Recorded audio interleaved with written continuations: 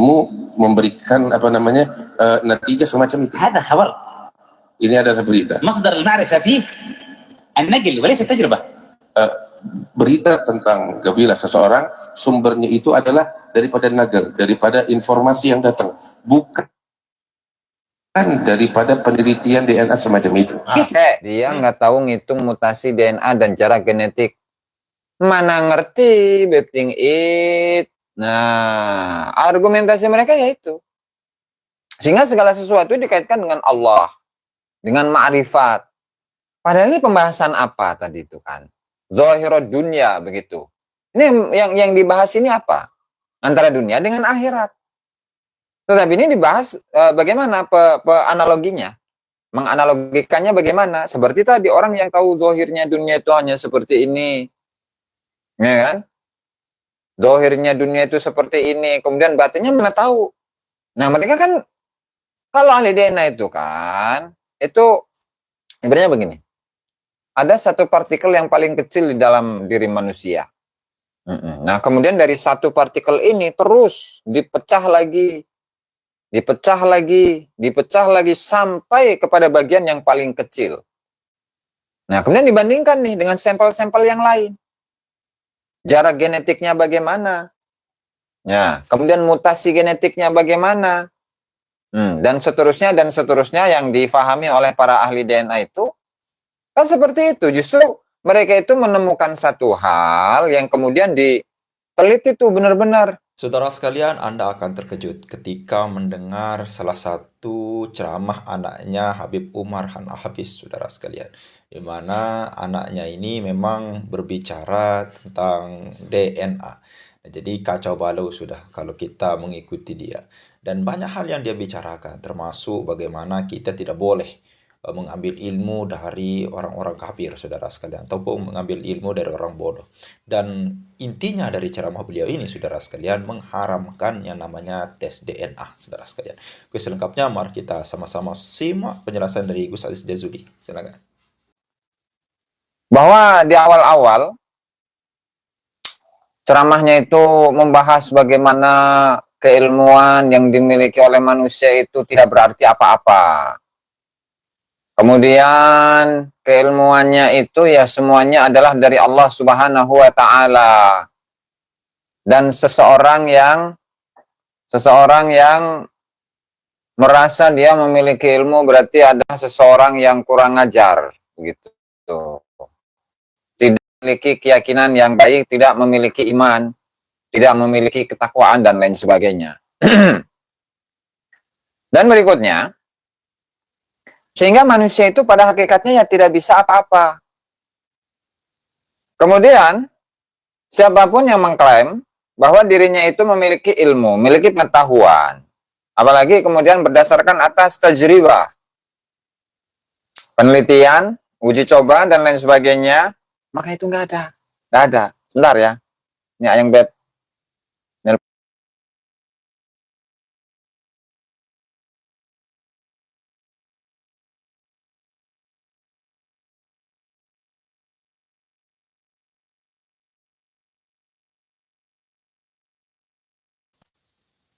Jadi seolah-olah ini kaitannya adalah dengan agama, dengan Islam. Dan Islam itu, ya itu sudah sempurna. Dan nggak perlu dengan penelitian yang katanya itu ilmiah, penelitian yang katanya itu luar biasa, kami menemukan sebuah teori yang begitu hebat. Apalagi untuk menelusuri genealogi manusia ya, keturunan manusia, yang pada akhirnya itu memframing bagaimana teori dari Darwin itu. Masa iya seorang manusia itu diciptakan dari atau merupakan evolusi dari seekor monyet?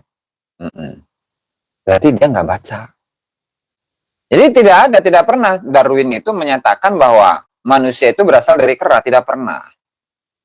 Ya, di situ sudah saya sertakan linknya ya di deskripsi. Ternyata Charles Darwin tak pernah bilang manusia berasal dari kera. Apalagi ketika DNA itu adalah hasil atau produk yang dimiliki oleh orang-orang kafir, sehingga kita ngapain percaya dengan produk kafir. Sementara kita memiliki leluhur-leluhur yang hebat, leluhur-leluhur yang luar biasa, dan kita itu mendapatkan pengetahuan itu, nasab kita yang suci itu adalah dari para leluhur. Nah, sehingga kita lebih percaya dengan sanad para leluhur kita. Kita lebih percaya kepada riwayat dari leluhur kita yang menyatakan bahwa kita ini adalah para dzurriyyah Nabi Muhammad sallallahu alaihi wasallam. Jadi nggak perlu tes DNA. Kesimpulannya itu, kesimpulannya. Ya. Perambanan berselawat, cina. Oke, coba kita simak ya, biar enak begitu. Tahu golongan darah itu betul, karena itu produk kafir. Tahu golongan darah itu produk kafir. Tapi buat kebenaran kalau golongan darah salah, mendonorkan gimana? Kan bahaya. Kalau plat geng ngaku turunan Arab, bahaya juga. Tadi ziarah Zambal nggak kangen tak sama bagi bukannya ngeledek gitu, ampun. Habib senyum tipis ini, ampun. Aduh, ya Allah, ya baik, ampun. Coba kita simak bersama-sama. Ini gaya bicaranya itu ya sama kayak ayahnya lah. Gak ada bedanya. Salawatan jadi kedok, naam. Lanjut. Dia tidak mampu. يا إخواني الذي لم يتصل بالله جاهل والله لا يعلم حقيقة. Jadi saudaraku, setiap orang yang terputus dari Allah adalah orang yang bodoh, yang tidak mengetahui kenyataan apapun. فهل يصلح هؤلاء لأن نأخذ علومنا منهم معلوماتنا عنهم؟ Apakah patut kita mengambil ilmu kita, pengetahuan kita dari orang-orang semacam itu yang terputus dari Allah? Jadi orang-orang yang tidak kenal dengan Allah Subhanahu wa taala. Apalagi DNA kan temuannya orang kafir gitu kan. Ya. Jadi nggak usah ngambil ilmu dari sana. Nggak usah ngambil ilmu dari sana, tidak perlu mengambil pengetahuan dari sana. Cukup dengan Al-Quran dan hadis, selesai. Jadi misalkan kalau kita sakit gigi misalkan ya. ini bukan meledek. Ini saya meledek pemikiran itu. Kalau sakit gigi, coba cari ayatnya. Ayat Al-Quran yang memberikan obat untuk sakit gigi. Sakit kepala misalkan. Karena Al-Quran itu sudah cukup segala-galanya. Ya, untuk kehidupan manusia. Coba cari obat sakit kepala di dalam Al-Quran. Ayo coba cari. Atau dalam hadis Nabi Muhammad SAW. Dan seterusnya. Mana ada? Atau nggak ada, bro? Nggak ada. Kenapa? Karena di dalam Al-Quran itu, sebenarnya gini ya. Di dalam Al-Quran itu banyak macam keilmuan. Nah, cuman apa? Bahasanya itu bahasa yang padat. Bahasanya padat. Tak ngimami sholat asar. Oh, enggak. Oh, tak ngimami sholat asar dulu. Silahkan Habib Ibnu Fajar. Jadi enggak. Kitab Al-Quran itu memang kitab yang penuh dengan keilmuan. Tapi tidak secara detail. Begitu. Artinya yang detail-detail itu ya silahkan dicari oleh manusia begitu. Ya, misalkan dikasih contoh itu dalam Al-Quran bagaimana proses ya pembuahan sperma dengan ovum yang kemudian setelah sekian hari berubah menjadi segumpal daging, sekian hari berubah menjadi segumpal darah dulu ya, darah, kemudian daging, kemudian pakasaunaha idoma, kemudian di tulang belulang, kemudian dibungkus dengan daging dan seterusnya.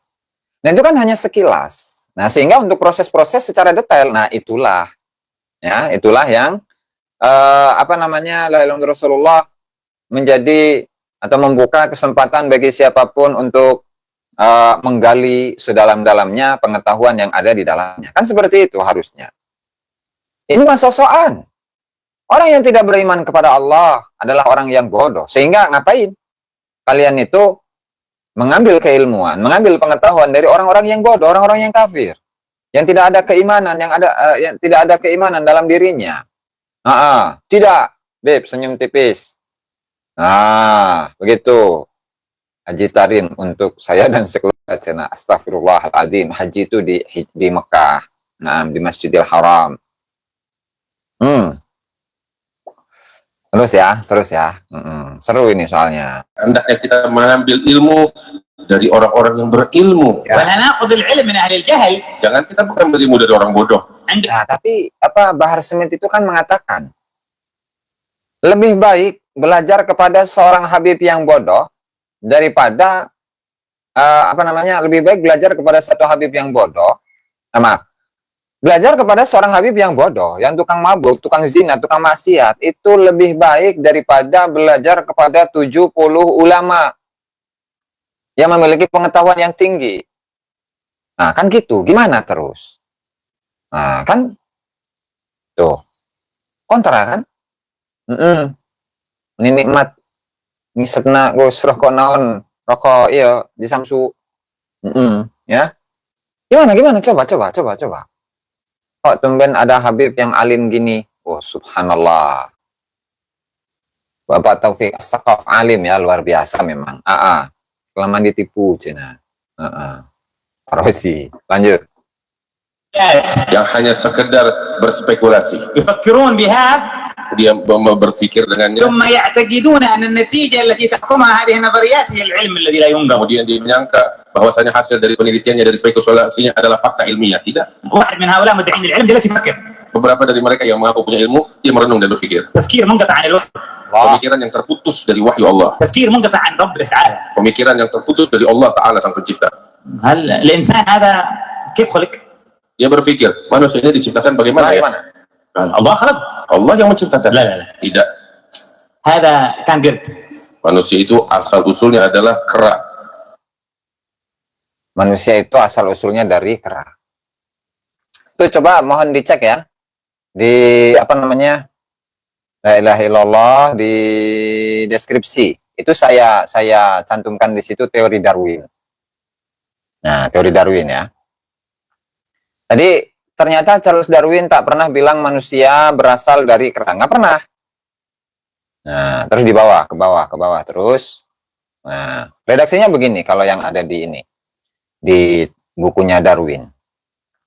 Di setiap wilayah besar di dunia, mamalia yang hidup berkerabat dekat dengan spesies yang telah punah di wilayah yang sama.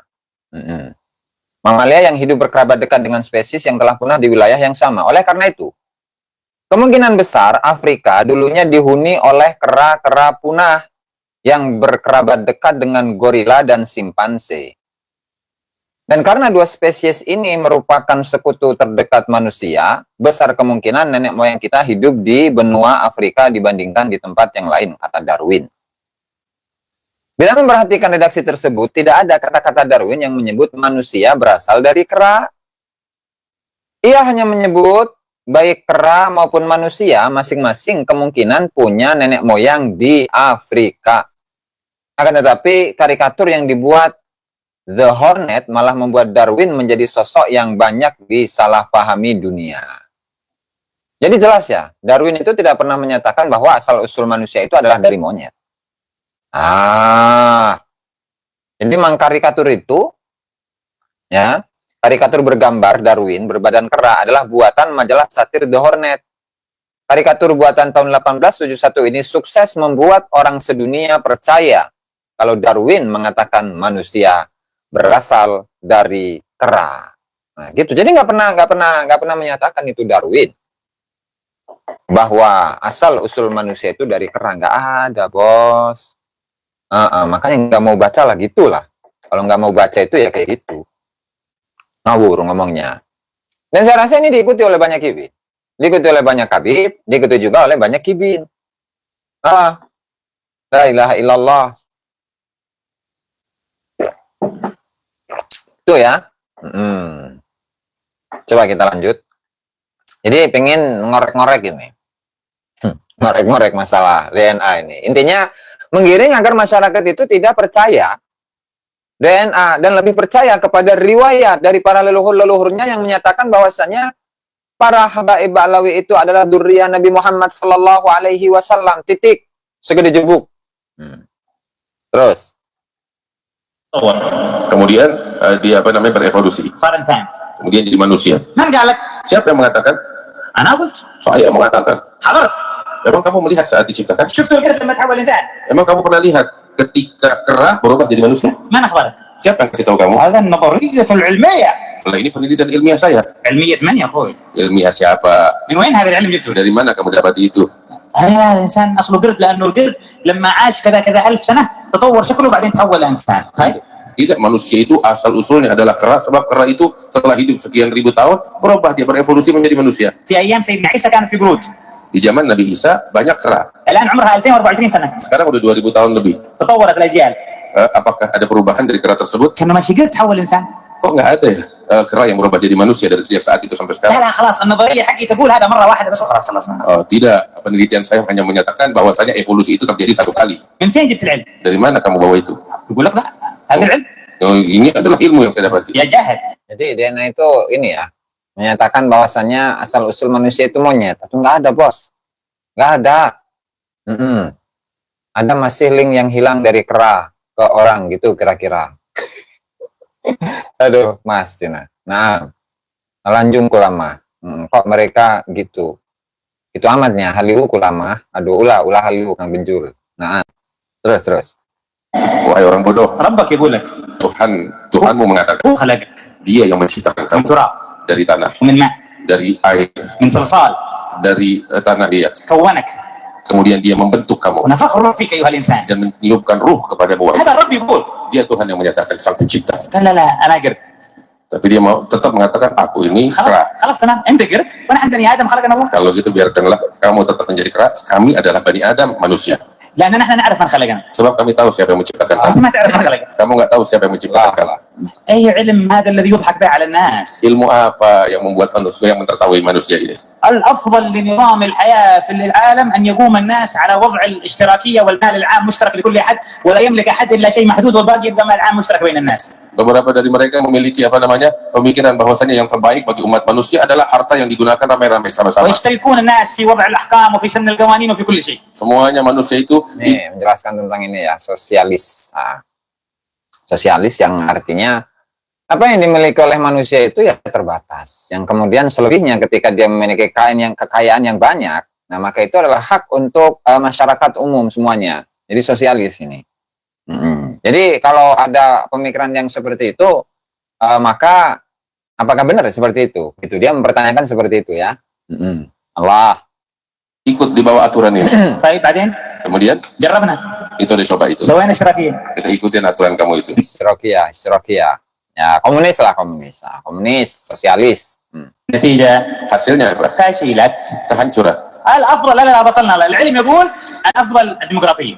Oke, kita ubah lah. Sekarang kita ubah. Yang lebih baik adalah demokrasi. ليس كل الناس لكن النسبة الأغلب مش كلهم مشتركين ناخذ 50% بالأسوان هذا Tidak semua orang yang bisa ikut demokrasi, tetapi sebagian besarnya. جربنا Kita udah coba. والآن فشلت. Dan sekarang gagal itu أنتم semua. تتابعون أخبار الدول الديمقراطية في العالم كيف تكون؟ Kita mengikuti berita-berita tentang negara-negara yang memiliki sistem demokrasi. عاد ديمقراطية Apakah masih ada ولا demokrasi? كذا سلاح وقف عن Atau جديد؟ semuanya hanyalah tekanan dan paksaan? وين الحرية؟ Mana kebebasan yang dialu-alukan mereka? وين الأمان؟ Kemana keamanan? وين العدل؟ Kemana keadilan? نظام فاشل Aturan yang gagal لأنه قام على علم غير صحيح. karena berdiri di atas ilmu yang Terus kalau nggak ada yang benar, demokrasi nggak benar, komunis nggak benar, terus yang benar apa ini?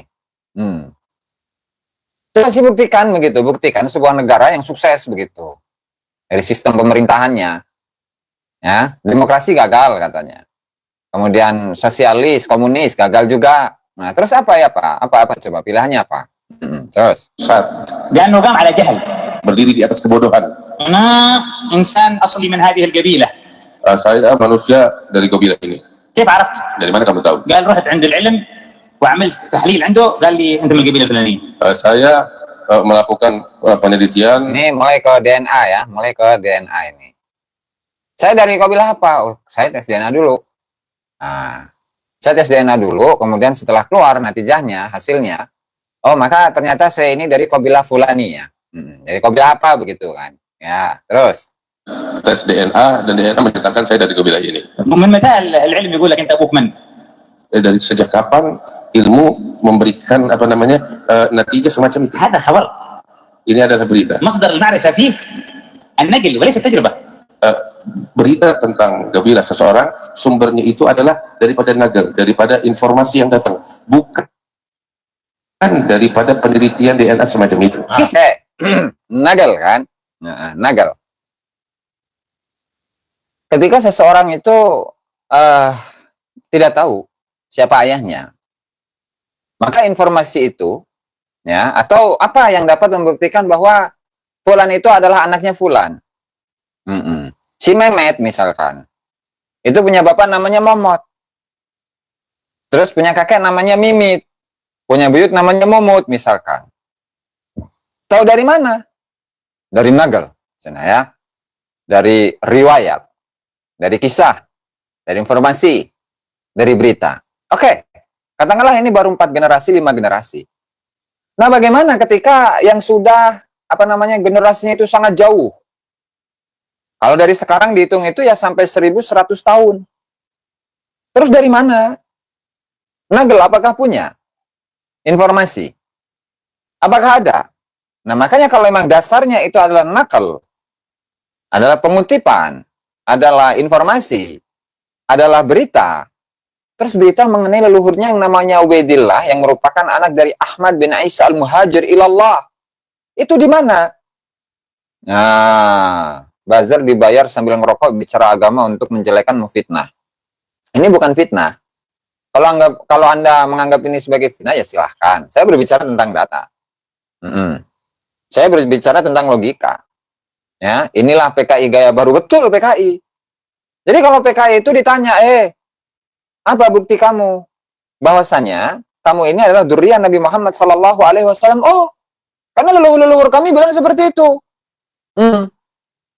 Karena leluhur kami itu menyatakan bahwasanya kami ini adalah keturunan dari Al-Faqihil Mugaddam.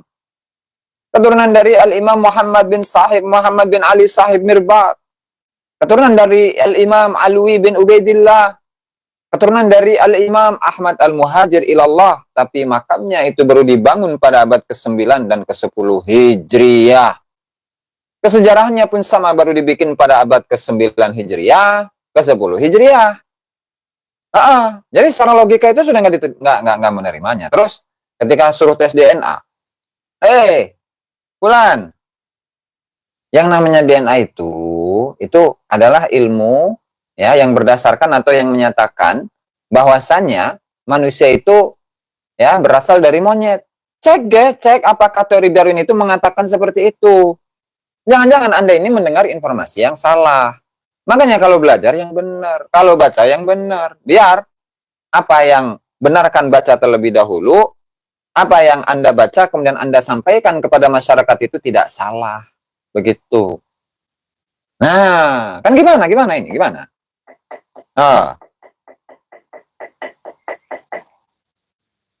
Jadi sebenarnya ketika membangun sebuah kerangka pemikiran untuk menunjukkan akan statusnya sebagai dzurriyyah Nabi Muhammad sallallahu alaihi wasallam. Tadi kan riwayatnya adalah an-naql, periwayatan, informasi, pengutipan, berita. Nah, terus kalau berita ini tidak bisa diverifikasi bagaimana? Apakah tetap diakui juga begitu? Sampai segitunya untuk mengharamkan DNA itu sampai seperti itu. Mengatasnamakan Allah, mengatasnamakan Al-Qur'an. Ya padahal ketika dia itu menyampaikan atau membangun argumentasinya dengan tadi, kami ini tahu leluhur kami, tahu bapak kami adalah dengan periwayatan. Tentu Anda ingat dengan sebuah ayat Al-Quran, idza ja'akum fasiqun binaba'in fatabayyanu. Ketika ada seorang yang fasik membawa sebuah berita, verifikasi tabayyun, verifikasi, telusuri kebenaran informasi itu. Kalaulah Anda ini mendapatkan informasi dari leluhur Anda yang menyatakan bahwa leluhur Anda ini adalah Rasulullah Shallallahu Alaihi Wasallam, tabayyun, teliti, telusuri, verifikasi. Nah, kan begitu. Ini malah jangan mengambil ilmu dari orang yang tidak mengenal Allah. Jangan mengambil ilmu dari orang yang tidak kenal dengan Allah, dengan orang yang bodoh, dengan orang yang kafir, tidak menyembah Allah. Apalagi teori-teori yang mereka bangun itu berdasarkan atas tajribah yang menyatakan bahwa manusia itu berasal dari kera. Ini dipakai. Ini dipakai. Baca. Makanya kenapa pertama kali ayat yang turun kepada Rasulullah Shallallahu Alaihi Wasallam itu adalah Iqra. Bismi rabbikal ladzi khalaq. Nah itu. Fungsinya itu, faedahnya itu, manfaatnya itu. Kopi dipakai, iya beting it. Naam. Jalur husnuzon. Nah, husnuzon pada ujungnya kan. Husnuzon itu malah akan menuju kepada kebodohan. Bukan menuju pada pengetahuan, bukan. Nah, gimana? La ilaha illallah. Kita lanjut saja ya. Terus. صادر المعلومات. Bagaimana kita mempermainkan referensi informasi itu? لا هذا العلم الحديث. Nah, ini ilmu modern. وعلم الحديث يعني يجيب اخبار غير ما حصل في السابق يغير الماضي يعني. Apakah ilmu modern mampu merubah apa yang telah lalu? اسمع. Dengarkanlah. الناس تعرف من اباها. Setiap manusia itu tahu siapa orang tuanya. كل واحد يعرف ابوه قبيلته. Setiap orang tahu siapa bapaknya, siapa leluhurnya. اذا انت ما تداري Kalau kamu nggak tahu, روح دور واحد يقول لك kamu cari orang lain yang ngasih tahu kamu. من ابوك ومن قبيلتك. Siapa bapakmu, siapa leluhurmu. واسمع. Dengarkan. Orang itu tahu cenah. Tentang nasabnya, tentang leluhurnya cenah. Ya, orang tahu tentang nasabnya, tentang leluhurnya. Emang semuanya benar. Bahwa ketika suatu kabilah menyatakan diri kami ini Quraisy, ya, kami ini adalah Bani Hashim, kami ini adalah keturunan dari Nabi Ibrahim, kami ini adalah dari keturunan Himyar, kami ini adalah keturunan dari siapa lagi tuh? Qahtan, dan seterusnya. Bisa diuji nggak? Kan pertanyaan itu. Jangan kemudian ketika seorang itu mengatakan saya ini Fulan bin Fulan bin Fulan bin Fulan dari kabilah Fulaniyah. Saya ini Fulan bin Fulan bin Fulan bin Fagihil Megaddam dari keturunan Rasulullah Shallallahu Alaihi Wasallam. Bisa diuji nggak itu? Ini Rasulullah loh yang dibawa loh. Yang dibawa ini ada nama besar Rasulullah. Kalau hanya sekedar begitu informasi atau siapapun itu bisa mengaku bahwa dirinya adalah keturunan Rasulullah. Sampai orang kafir sekalipun itu bisa ngaku sebagai keturunan Rasulullah. Nah, seperti itu tuh dinasti Bani Ubaid. Nah, dinasti Bani Ubaid. Ya leluhurnya kan orang Yahudi. Ngaku-ngaku cucu Nabi. Itu bisa kan? Bisa. Kenapa? Karena ada ini. Ada kekuasaan. Ada pengaruh. Dinasti Fatimiyah atau Bani Ubaid sama aja itu. Nah, leluhurnya siapa? Ada yang mengatakan orang Majusi, ada yang mengatakan orang Yahudi. Yang ketika diverifikasi oleh ulama-ulama zaman itu, diantaranya seperti Al-Imam Ibnu Hazm Al-Zahiri, mengatakan apa? Boro-boro tersambung kepada Rasulullah. Dia itu mengaku ketersambungan nasabnya kepada seorang tokoh yang tidak memiliki anak. Yang tidak memiliki anak. Nah, ulama itu berilmu, bukan hanya sekedar berhusnuzon. Kalau kayak gitu ya siapapun orang itu akan bisa menipu orang lain dan mengaku keturunan siapapun, mau keturunan Yuya kayak, mau keturunan Fir'aun kayak, mau keturunan Gajah Mada kayak, ataupun yang lainnya. Bisa saja. Terus. Seru memang ini. هذا انت مستند عليه؟ Ilmu yang kamu bertumbuh kepada, اللي صنعه لك yang dibikin untukmu itu, واللي سوى لك التحليل هذا حق الدي ان اس yang membuat yang memberikan kepadamu hasil DNA itu. قال لك في نسبه خطا بشريه ممكن تصل الى 30 او 40% انه انا ممكن اغلط مش حقيقه. Kemungkinan salahnya itu besar. Tapi kalau kembali kepada para ahli DNA itu malah menyatakan, Bonbon, bahwasanya prosentase kesalahan dalam DNA itu 1%. Prosentase kebenarannya ya itu adalah 99%. Kebalik gitu. Salah itu dalam menyebutkan itu. Makanya kenapa dalam kitab-kitab nasab yang baru itu ya, seperti Muqaddimat fi Ilmil Ansab ketika menyebutkan bagaimana DNA itu bisa menjadi solusi utama ya dalam memverifikasi nasab dari kalangan orang-orang yang mengklaim diri mereka sebagai dzurriyyah Nabi Muhammad sallallahu alaihi wasallam ya. Itu memiliki kekuatan qat'i begitu. Ya'tamidu ala nataij daqiqatin la tukhti, yang tidak salah. Makanya itu framing ceramah ini nih, ceramah yang saya putarkan itu adalah framing agar siapapun itu tidak mempercayai DNA. Ya, makanya nanti. Saya sudah kumpulkan dari beberapa pakar DNA dari Arab Saudi ya, dari Arab lah, dari Arab. Bahwa bagaimana seseorang itu ketika mengaku atau mengklaim dirinya itu dzurriyyah dari Sayyidina Ali bin Abi Thalib. Nah, ya maka gampang caranya, kan DNA. Terus lihat DNA-nya itu.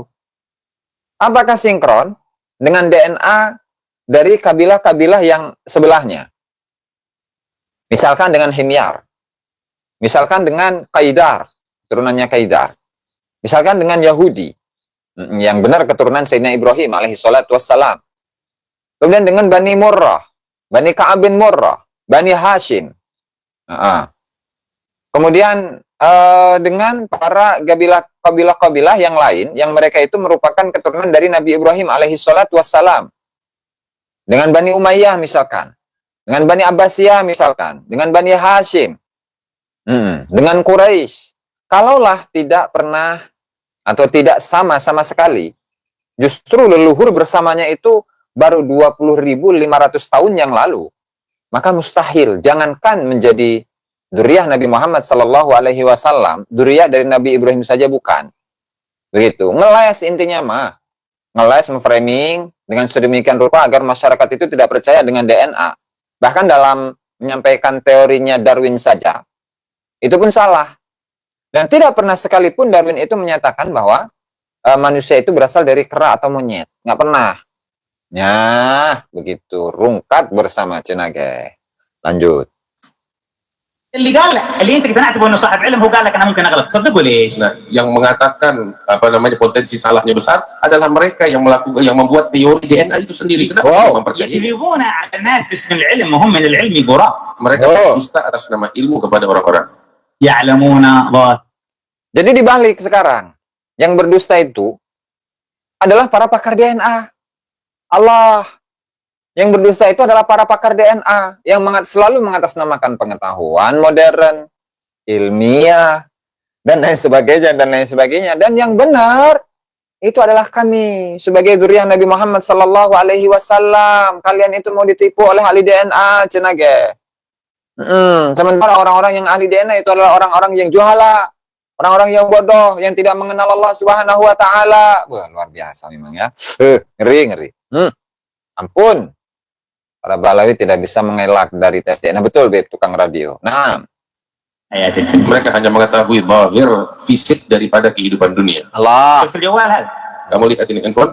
يعلمون فقط انه جوال Ya. Mereka hanya tahu ini adalah handphone, ولا يعلمون ما في داخله. tapi nggak ada yang tahu apa isinya ini. فهل يسمى الذي يعلم هذا فقط عالم؟ Apakah yang tahu ini handphone orang yang paling tahu tentang isinya? هم هكذا Mereka menganggap diri mereka seperti itu. يعلمون ظاهر الدنيا Mereka cuma tahu zahirnya saja, لا يعلمون الحقيقه داخلها. tapi mereka tidak pernah tahu tentang isi hakikat yang ada di dalam. فالذي يعرف الصوره ولا يعرف الحقيقه اقرب الى الجهل من هو العلم. Orang yang hanya mengetahui fisik tapi tidak mengetahui hakikatnya, dia adalah orang yang lebih dekat kepada kebodohan daripada pengetahuan. لانه علم قائم على المغالطات.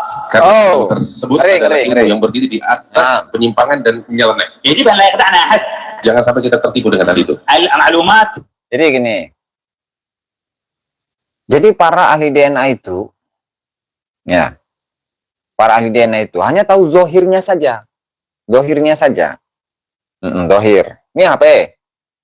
Jadi tahu, bentuknya saja. Oh, bahwa HP itu bentuknya itu adalah persegi panjang. Panjangnya itu sekitar 20 cm. Ketebalannya itu mungkin 1 cm. Tahu kulitnya saja, betul, Bepting It. Lalu apakah kemudian yang ahli-ahli DNA itu mengetahui isi dari kandungan-kandungan yang ada dalam HP ini? Jadi gitu. Yang mereka tahu hanya zahirud dunia saja. Sementara batinud dunia mereka itu tidak tahu. Ini pembahasan apa dikaitkan dengan apa ini? Ya ilaha illallah. Umar Al-Gimmiqi pun memframing. Dia nggak tahu ngitung mutasi DNA dan jarak genetik. Mana ngerti bepting it. Nah, argumentasi mereka ya itu. Sehingga segala sesuatu dikaitkan dengan Allah, dengan ma'rifat. Padahal ini pembahasan apa tadi itu kan? Zahirud dunia begitu. Ini yang dibahas ini apa?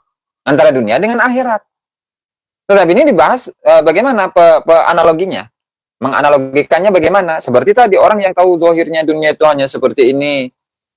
Ya kan? Zahirnya dunia itu seperti ini, kemudian batinnya mana tahu.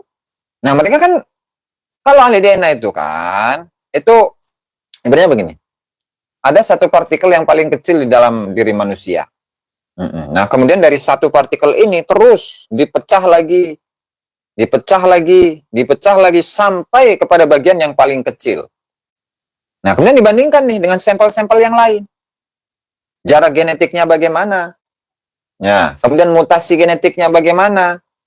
Dan seterusnya yang difahami oleh para ahli DNA itu kan seperti itu. Justru mereka itu menemukan satu hal yang kemudian diteliti itu benar-benar. Sehingga akan menghasilkan sebuah kesimpulan, ya. Dan kesimpulan ini ya bisa dikatakan sangat akurat 99%. Nah, begitu. Tanyakan sesuatu pada ahlinya. Yo, karena mereka ahli segala-galanya, Pak. Mas Grusu. Ala kulli hal, cina. Nah. تؤخذ منها. Ilmu pengetahuan ada referensi yang bisa kita ambil darinya. التاريخ والأخبار مصدرها النقل الصحيح الثابت. Tentang sejarah, tentang berita-berita yang terdahulu. Sumber referensinya adalah apa yang dinukilkan atau dinukil daripada informasi berita-berita yang terdahulu. لا يمكن نثبت التاريخ بالتجربة. Nggak bisa kita mengetahui sejarah dengan percobaan. Oke. Jadi mengetahui sejarah itu adalah dengan naql sahih. Dengan nakal sahih, dengan pengutipan yang sahih, dengan periwayatan yang sahih. Terus gimana caranya kita itu bisa mengetahui periwayatan yang sahih tentang Al-Imam Muhajir Ilallah, Al-Imam Ubaidillah, Al-Imam Faqihil Muqaddam, sementara tidak ada referensi-referensi yang valid tentang itu. Gimana coba? Boro-boro jadi nasab yang paling sahih sedunia. Jangankan menjadi sejarah yang paling valid sedunia. Datanya aja nggak ada. Ya, gimana coba? Hari ini rungkap 2 kali, bos. Dari DNA rungkap, kemudian dari data-data sejarah yang valid itu pun juga rungkap. Lewat mimpi, aduh. La ilaha illallah, astagfirullah. Ngeri makanya ini, ngeri. Ampun, ayah baik. Terus, mau dari mana? Dari DNA nggak bisa. Di data sejarah pun nggak punya. Katanya valid. Katanya nasab yang paling sahih. Gimana? Coba ini gimana? La ilaha illallah. والمعلومات للاختراع والعلاج والطب والابتكار والهندسة مصدرها التجربة وليس النقل الثابت. Sedangkan ilmu pengetahuan yang bersifat yang semacam pengobatan medis dan lain sebagainya itu didapat dari percobaan, bukan dari berita terdahulu. ولا يمكن بالأخبار مناقضة التجربة التي تتحقق أمام العين. Tidak bisa diambil itu semua daripada berita sejarah yang terdahulu. والعلوم المتصورة في العقل والمستحضرة في القلب والأفهام والمدارك مصدرها العقل السليم السوي. Dan ilmu yang diambil dari pemikiran harus diambil dari akal yang sehat. Akal yang sehat itu mengatakan seperti yang saya katakan tadi. Oke, katakanlah nggak mau DNA sudah. Nggak mau DNA sudah. Sebelum ke DNA ini, bingung dia cenage. Nah, akal yang sahih itu akan membenarkan klaim yang besar dengan bukti yang besar. Ingat, nasabnya paling sahih sedunia. Nah, nasab paling sahih sedunia. Bisa kita bayangkan. Kalaulah nasab paling sahih sedunia, otomatis pembuktiannya itu paling sahih sedunia, paling kuat di antara yang lain. Itu. Oke? Kemudian apa? Data-datanya lengkap. Mulai dari masanya Al-Imam Ubaidillah, dari masanya Alwi, dari masanya Muhammad, dilanjutkan kepada Alwi As-Tsani, dilanjutkan kepada Ali bin Alwi Khalid Qasim, dilanjutkan kepada anaknya Muhammad bin Ali Sahib Mirbah, dilanjutkan kepada anaknya Ali Walidul Faqih, Dilanjutkan kepada Faqihil Muqaddam sampai pada masanya Ali bin Abu Bakar As-Sakran. Tapi kalau nggak ada datanya, baru dibikin 550 tahun. Sejarahnya dibikin, makamnya dibikin. Ya kan? Kemudian biografi dari masing-masing tokoh itu baru dibikin. Nah, ini boro-boro yang paling sahih sedunia ini nasabnya. Boro-boro. Ini kalau pakai al-aqlus sahih. Akal yang sahih, akal yang sehat. Belum lagi DNA. Bahkan DNA itu bisa menelusuri itu semua. Misalkan jaraknya, mutasi genetik. Sekian tahun. Diprediksikan 1100 tahun yang lalu itu bagaimana? Nah, itu bisa. Sezaman dengan siapa? Nah, bertemu di leluhur yang namanya siapa? Itu bisa. Nah, jadi kalaulah ya data sejarah saja rungkat dan DNA itu nggak mau untuk menerimanya, ya maka klaim itu berdasarkan atas kedustaan. Mana ada nasab yang paling sahih, dia nggak mau diuji. Hadis saja, hadis yang paling sahih itu diuji dulu loh. Nah, hadis yang sahih, kitab yang paling sahih setelah Al-Quran, itu adalah Sahihul Bukhari. Diuji dari periwayatannya gimana, dari sanadnya bagaimana, kualitas perawinya bagaimana, kemudian kapan diriwayatkan, ya, kemudian kapan dibukukan, bagaimana dari sisi masing-masing dari para perawi ini, apakah ada yang masuk dalam kategori orang-orang yang penipu, dan seterusnya. Yang kemudian itu masuk dalam kategori yang pertama di antara yang lain, yang kemudian dari sisi sanad dan juga matan, itu semuanya ada pada tingkatan yang paling tinggi di antara yang lain. Nah, itu hadis. Hadis yang diklaim alladzaini huma as-sahhul kutubil musannafah, seperti yang disampaikan oleh Al-Imam Muhyiddin Abu Zakaria Yahya bin Syaraf An-Nawawi. Itu bisa dipertanggungjawabkan. Nah, itu hadis yang paling sahih. Nah, bagaimana dengan nasab yang paling sahih? Allah, nggak ada. Mana ada? DNA saja nggak mau. Lantaran, ketika mempertanyakan nasab disebut sebagai kualat. Inilah kebodohan yang di-framing sebagai sebuah keilmuan, sebagai sebuah ma'rifah, kenal dengan Allah, kenal dengan Rasulullah, dekat dengan Allah, dekat dengan Rasulullah, dan siapapun yang menanyakan status kami sebagai dzurriyyah Nabi Muhammad SAW, maka orang-orang itu tidak akan mendapatkan syafaat dari Rasulullah SAW. Ini namanya pembodohan umat, bos. Mereka haus pujian dan kekuasaan, dompetnya lebih rakus daripada politikus. Astagfirullahaladzim. Sehat Kang Kuyas, kuat ya. Dari apa iya bro? Iya mbak, begitu mbak. Jadi kalau kita bandingkan nih pemikirannya Habib siapa ini? Salim bin Umar bin Hafid dibandingkan dengan pemikiran yang dimiliki oleh Mbah Dowi, jauh. Antara sama dengan dasar sumur itu. Antara langit dengan dasar sumur itu. La ilaha illallah Muhammad Rasulullah, astagfirullah, astagfirullah. Jadi saya jauh lebih hormat terhadap pemikiran yang dimiliki oleh Mbah Dowi daripada pemikiran yang barusan tadi kita simak. Anaknya Habib Umar bin Hafid. Aduh, ngajinya gimana sih dia? Ada nggak yang ada? Banyak gitu, bisa dicek itu di YouTube. Tulis saja Salim bin Umar bin Hafid. Nah, itu. Ada yang diterjemahkan ke Indonesia itu. Ada juga itu, Nah, begitu ya. Ini anaknya Habib Umar yang menyaksikan Rasulullah Shallallahu Alaihi Wasallam. Assalamualaikum ya Rasulullah, begitu. Nah, itu anaknya. Subhanallah. Alhamdulillah. Subhanallah. أن نأخذ المعلومات العقلية من مصدر التجربة ولا من مصدر النقد. Gak mungkin kita mengambil ilmu yang seharusnya sumbernya adalah akal yang sehat, kita ambil dari sejarah atau dari percobaan. Tidak. الذي يدور في العالم اليوم مضحك. Apa yang terjadi di muka bumi saat ini adalah hal yang patut ditertawai. ولكننا لا نستغرب. Tapi jangan heran. تعرف لماذا؟ Kenapa? لأن الذي خلقهم karena yang menciptakan mereka قال عنهم telah menyatakan tentang mereka, أنهم لا يعقلون mereka tidak berakal, أنهم لا يفقهون mereka tidak memahami, أنهم لا يعلمون mereka tidak mengetahui. فإذا الذي خلقهم قال عنهم Jadi yang mempertanyakan lewat DNA itu ya, layak gilun tidak berakal, layak kilun ya tidak berakal, layak kohun tidak memahami, layak alamun tidak mengetahui.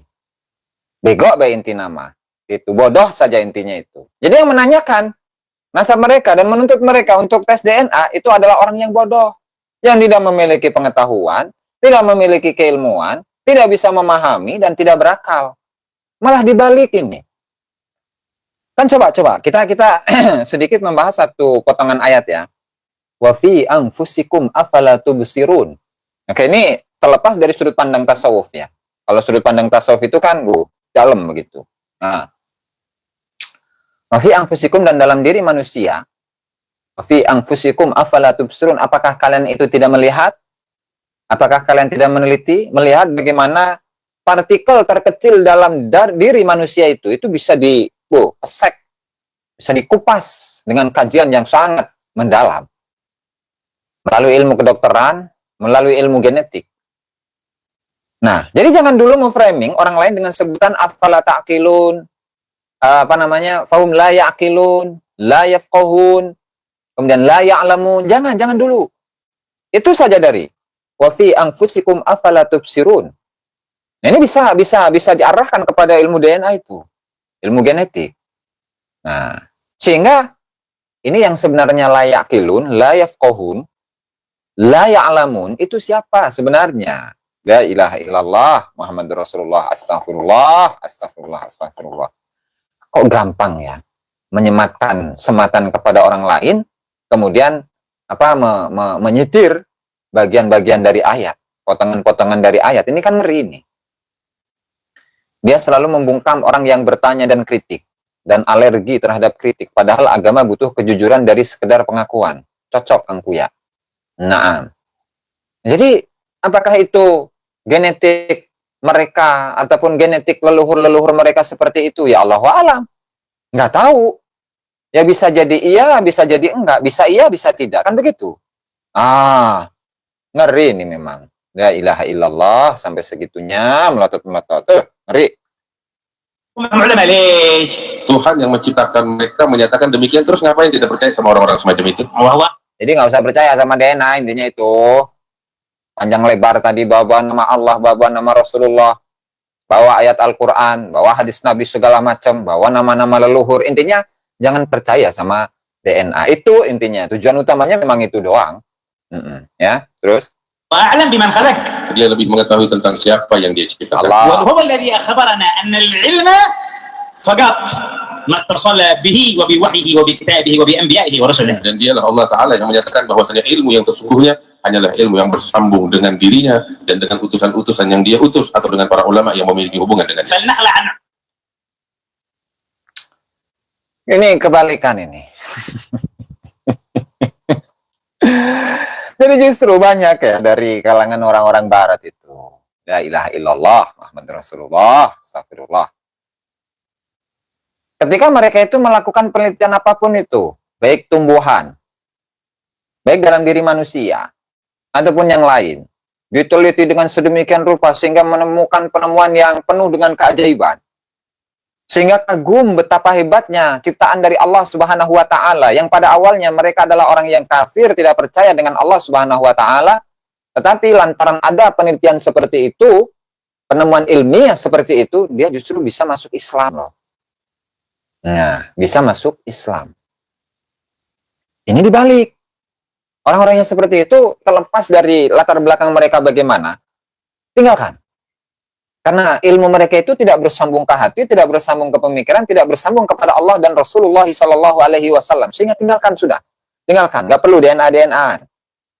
Kalau sakit segala macam, datanglah ke, kalau punya penyakit segala macam, jangan datang ke dokter, jangan.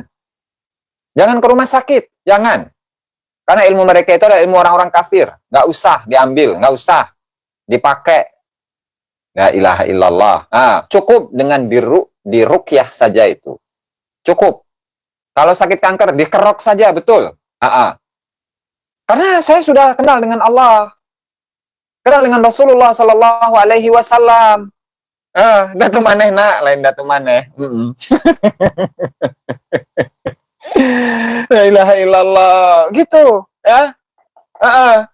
Padahal begini, ada satu tafsir itu yang di tafsir Al-Quran, tafsirul Qaun itu ya, mengenai tafsir dalam sudut pandang ilmiah. Jadi bukan kembali kepada ayat, bukan kembali kepada hadis, enggak. Jadi metodologi penafsirannya ya. Tapi penafsirannya itu adalah melalui penelitian ilmiah seperti itu tadi. Penelitian ilmiah artinya dari sudut pandang tajribah. Yang pada akhirnya itulah ilmu agama itu lengkap. Jadi nggak mencukupkan diri dengan apa yang disampaikan oleh ulama-ulama terdahulu, enggak. Tapi apa? Tapi dengan berkembangnya zaman, ilmu pengetahuan dalam Islam itu akan semakin berkembang. Mikroskop bisa melihat di dalam darah sekecil-kecilnya apapun ada partikel dalam tubuh ini. Habib Alai Ubaidillah Yaman, penipu umat Islam. Astagfirullah. Nah, itu. Nah, sehingga udah nggak usah. Kalau sakit ya, sakit kanker, sakit apa, tipes, segala macam, jangan. Sekali-kali datang ke rumah sakit, jangan. Kenapa? Karena itu adalah ilmunya orang kafir. Jadi cukup diruqyah, dibacain ayat Bismillahirrahmanirrahim, Qul huwallahu ahad, Allahus samad, selesai, sembuh itu. La ilaha illallah. Ya, lanjut. شبهة الانبهار بأن هناك علوم لها مصدر، علوم صحيحة لها مصدر يخالف ما أثبته وأقره الكتاب والسنة. Keluarin dari pikiran kita kalau di sana ada ilmu yang benar sumbernya dari selain Al-Quran. Buang itu semua. ومنهجية العلم السليمة إذا تم اختراقها والخلخلة في قواعدها أثمرت نتائج تفسد أجيالا وأمما من وراء ذلك. Ilmu pengetahuan atau metode ilmu pengetahuan yang menyimpang dari cara yang benar, maka akan membuat berdampak buruk generasi demi generasi. والعلوم التي تبنى على التجربة وعلى العقل وعلى النقل فيما كان من غير الدين والشريعة ما كان منها متصلا بنور الدين والشريعة ذهبت عنه كثير من احتماليات أن يكون فيه مضرة أو بلاء أو أذى لأنه يتنور بنور الاتصال بوحي الله فينتج خيرا نافعا صالحا للعباد. Berapa banyak ilmu yang sumbernya adalah percobaan, penelitian, tapi ketika memiliki hubungan erat dengan wahyu dari Allah Ta'ala, dengan Al-Quran, dengan apa yang datang dari Allah, maka akan membawa manfaat yang sangat besar bagi umat manusia. ولنستغني بالقرآن. Kita harusnya merasa cukup dengan Al-Quran. فهو يكفينا. Intinya. Cukuplah dengan Al-Quran. Fahuwa yakfina. Cukup bagi kami. Cukup bagi kita Al-Quran. وبسنة نبينا محمد. Sunnah Nabi Muhammad sallallahu فهي alaihi wasallam. تهدينا. Dia cukup untuk memberikan petunjuk kepada kita وبالعلماء المسندين. dan kepada ulama-ulama dari kaum فهم muslimin. يدلونا. Mereka yang akan memberikan petunjuk.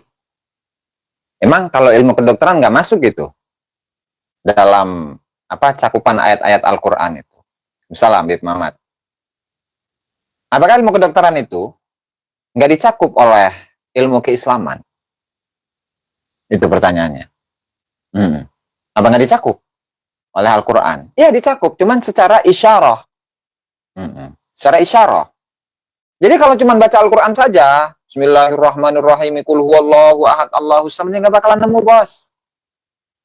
Karena isyarat-isyarat saja yang ada dalam Al-Quran itu perlu pendalaman, perlu menyelami makna dan isi dari Al-Quran, sehingga nanti akan menemukan ilmu-ilmu, pengetahuan-pengetahuan yang belum ditemukan di zaman-zaman sebelumnya. Karena dalam Al-Quran itu ya banyaknya isyarah. Nah, itu akan dijelaskan oleh Bahdawi itu. Jadi bukan hanya sekedar baca Al-Quran saja, selesai gitu, enggak lah. Atau hadis-hadis Nabi dengan dibaca begitu saja, itu enggak lah. Perlu pendalaman makna, pendalaman isi, ada penelusuran, penelitian, pengkajian, pengulasan. Nah, Ibnu Sina seperti itu. Apa langsung ke ayat Al-Quran, kemudian beliau melakukan atau sampai menemukan ilmu bedah itu dalam kedokteran. Nah, kan enggak. Itu adalah melalui praktek, tajribah. Ya, tajribah, uji coba, diuji sekali, oh salah, 2 kali, 3 kali. Sampai misalkan mata ini di mata ya, bola mata manusia itu dipecah. Oh ini bagiannya apa aja, ada retina, ada ini, ada itu. Nah, dan seterusnya. Jadi nggak langsung. Nah, kemudian ketika di apa namanya, kaitkan dengan oh ternyata itu rahasia kenapa Al-Quran itu menyebutkan begini dan begitu. Jadi nggak cukup dengan baca Al-Quran saja, Al-Quran hadis saja dan selesai. Kan enggak. Gimana sih? Lanjung lila-lila ya. Dan sorangan kayak yang ujung-ujung nama. Ampun. Nah, eta lah. Semoga dia baik. Itu ya, barangkali dapat saya sampaikan dalam kesempatan kali ini. Adalah sore. Nanti kita lanjut dalam bahasan yang berikutnya. Saya tertarik untuk membahas bagaimana memverifikasi keturunan dari Sayyidina Ali bin Abi Thalib radhiyallahu taala anhu ya, melalui DNA. Karena kalau melalui kitab ya gitu-gitu aja. Kayak kemarin sudah sering kita lakukan, dan namanya tulisan itu ada banyak potensi kesalahan, pemalsuan, kehilangan, ya kan, kerusakan dan lain sebagainya. Tapi kalau DNA, di mana DNA itu adalah catatan dari Allah Subhanahu wa taala yang ada dalam diri manusia. Oke, itu saja ya. Kita doakan seluruh umat Islam dimanapun berada. Allahumma ighfir umat Sayyidina Muhammad, Allahumma asli umat Sayyidina Muhammad, Allahumma arham umat Sayyidina Muhammad, Allahumma ansur umat Sayyidina Muhammad, Allahumma ajur umat Sayyidina Muhammad, Allahumma arzuq umat Sayyidina Muhammad, Allahumma salim umat Sayyidina Muhammad, Allahumma ja'alna min ummati Sayyidina Muhammad wa sallallahu ala Sayyidina Muhammad wa ala alihi wa sallam, walhamdulillahi rabbil alamin. Itu saja yang dapat saya sampaikan dalam kesempatan kali ini. Allahumma fiq ila aqwamit thariq. Wassalamualaikum warahmatullahi wabarakatuh.